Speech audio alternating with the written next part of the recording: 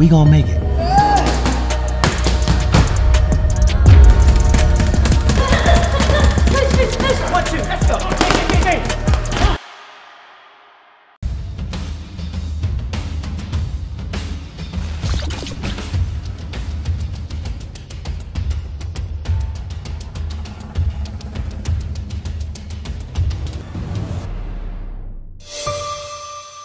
Boxing King Media, powered by BYD.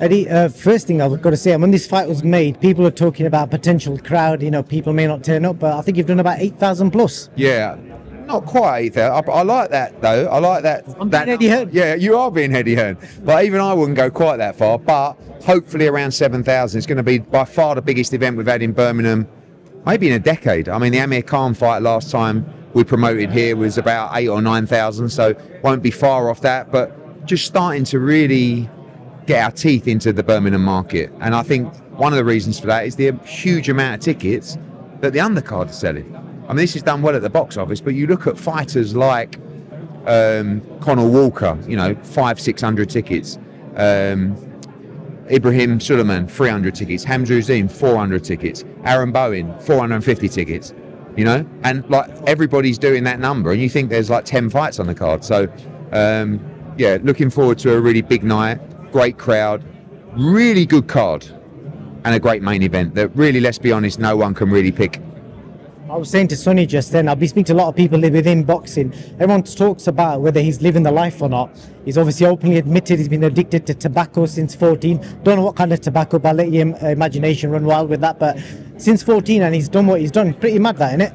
Yeah, he's been quiet in this build-up, which I think is actually a good sign for Sonny Edwards. Do you know what I mean? I think sometimes when he's out and he's, you know, really active on social media, I think he's given this fight the respect it deserves. I think he's given Galao the respect that it deserves, because he's really got to win this fight.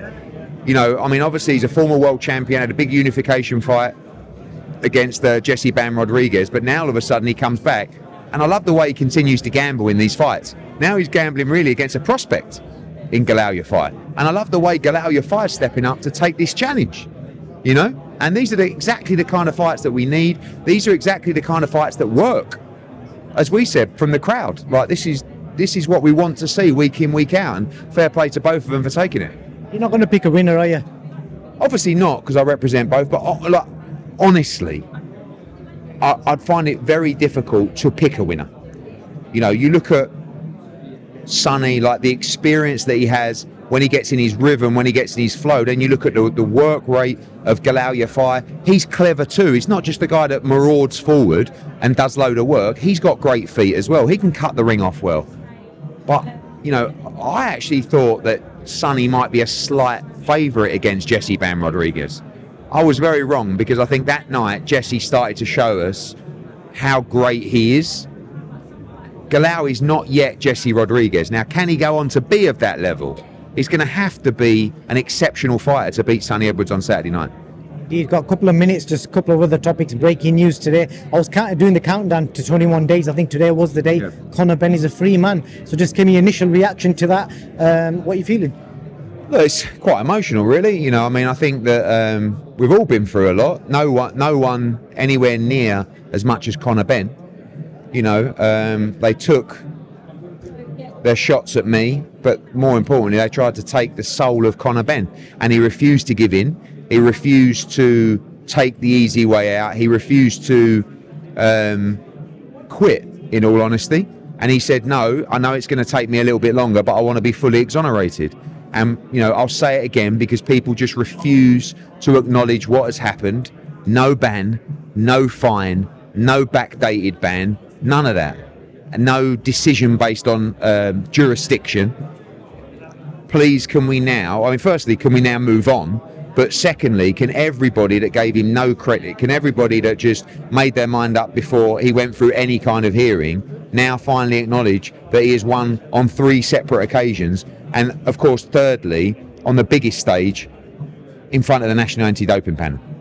So I don't know what more we can do, but I'm not here to gloat and ask people to apologise. I'm just saying, let's just move on, and let's land him a massive fight, of which we hope to be able to do very soon for February 2025.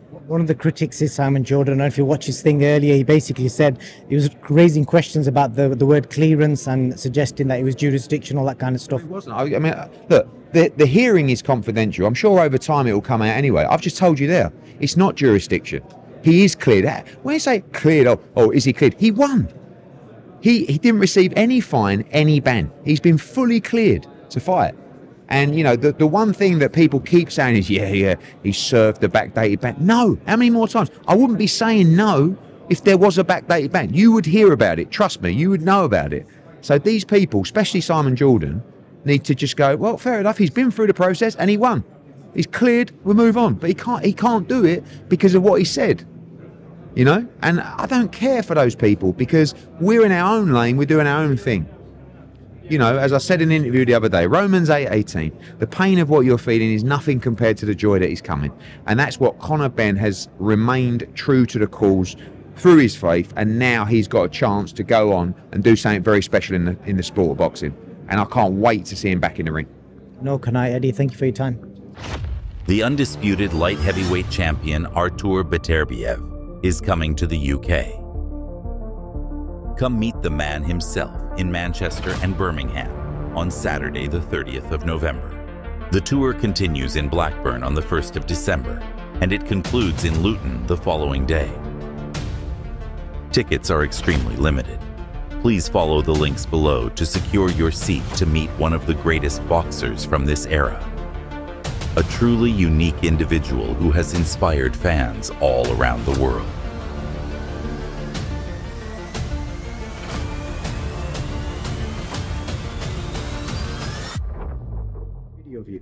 What will you treat yourself to, like, you know, from this for yourself, like present to yourself? Nothing, just go home and hug my mom. Yes, how do you help your mom? Hug my mom. Oh, hug. Oh, that's beautiful. So you're gonna go home and hug your mom.